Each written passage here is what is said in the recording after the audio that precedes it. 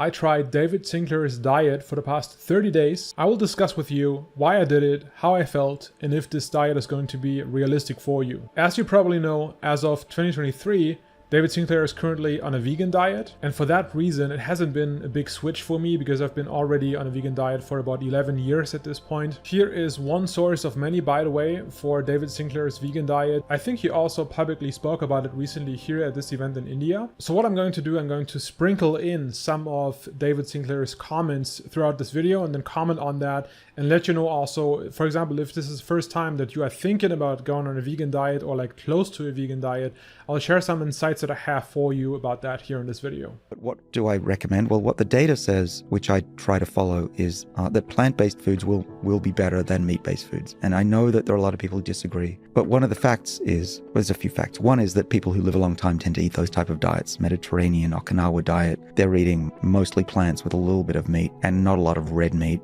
I try to eat a diet that's definitely full of leafy greens. One thing that I definitely want to add here is that the digestion is awesome on a vegan diet because you roughly digest your food twice as fast compared to meat, keeping your abdomen and your entire digestive system clean and empty. So your body has more time to rest and more time to recover. And so what we do when we're hungry, skip a meal or two, which is what I do every day.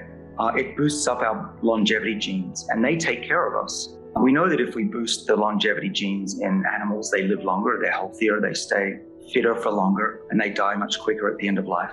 And I think everybody would know that in human history, fasting is considered one of the healthiest things you can do. I have already fasted before I was introduced to David Sinclair's work. I would like to say that for most periods over the past maybe 5 to 6 years, I've been fasting in an 8-16 intermittent fasting window. That means I had a window of 8 hours to eat and 16 hours to fast. And I have pretty strictly skipped breakfast also for the last 10 years or so.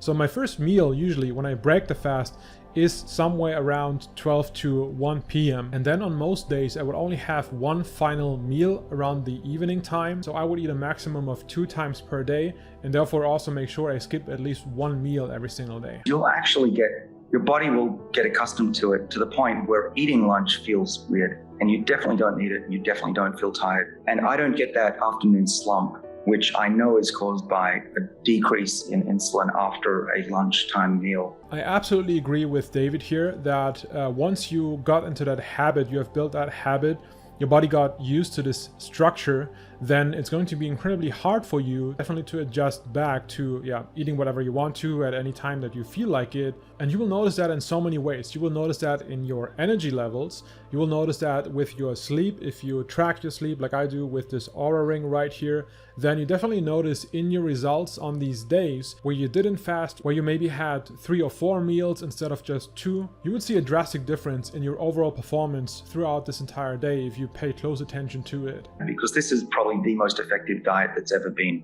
promoted on the planet.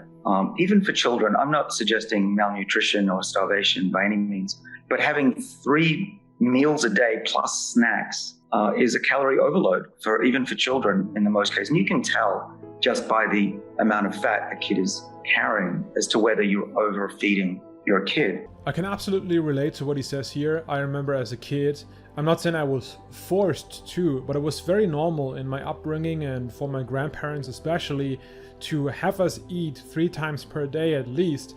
And many times even as a kid I felt like, do I have to eat now? I'm not really hungry.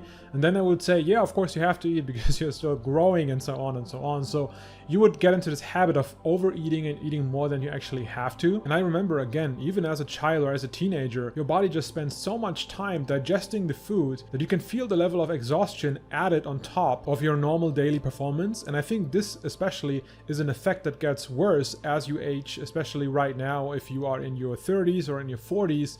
I mean, you will agree most likely that's a very different experience from being 15, 20, 25, as in how fast you recover, how fast you digest, and how you feel on a day-to-day basis. I will eat very occasionally a dessert. Usually I steal from others, which doesn't count, right? Exactly. But you got to live life, right? What's a long life if it's not enjoyable anyway? I agree. I also make exceptions here and there. However, I don't make any exceptions from the vegan diet. So that means, unlike David, who, as far as I know, sometimes would still eat meat or or fish. I haven't done that, not even a single time in the past 11 years. The exceptions that I would make, however, are, for example, vegan cupcakes, vegan chocolate and so on. And again, once you adjust it to a more healthy lifestyle and a healthy diet, then you can clearly feel the effects of such foods, especially on these days, and it will slow you down, it will make you tired, it will make your insulin spike, and you will feel tired very easily and very quickly on these days if you eat it early in the day especially. So yes, exceptions are cool. I agree with this point that, if you don't make any exceptions, if you never enjoy life, then what's the point? I can agree with that, but I take my exceptions personally to a minimum. My diet does tend to look more like a rabbit's than a lion's.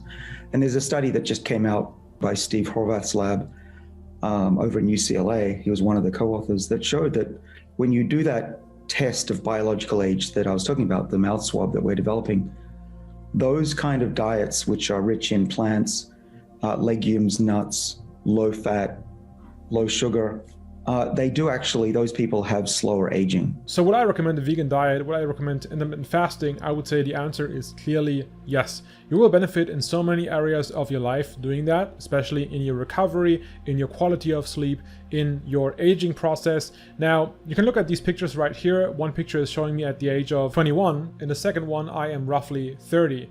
I'm not claiming I look younger, I look the same age. I don't know, you can, judge it by yourself. If I had to judge it myself, especially how I look here in this video, I wouldn't say that I look any younger than I am. I'm 31 as of recording this video. However, one thing that has bothered me, especially when I was in my teens, I always looked old. That means when I looked 18, people would think that I would be 25. When I was 22, people would think that I was 28. So I personally just wanted to make sure I do a good job with my overall health. And I think my body and my health has benefited a lot from this vegan diet in the past decade. And I would love to know, what are your major takeaways from David Sinclair's diet, from his speeches? What are the things that you have implemented in your own life? What is it that you like about it? What is it that you dislike about it? By the way, this entire channel usually focuses on how to build an online business. If that's something you're interested in, then you're more than welcome to check out any of the other videos as well. And that being said, thanks for watching, and I will see you in the next video.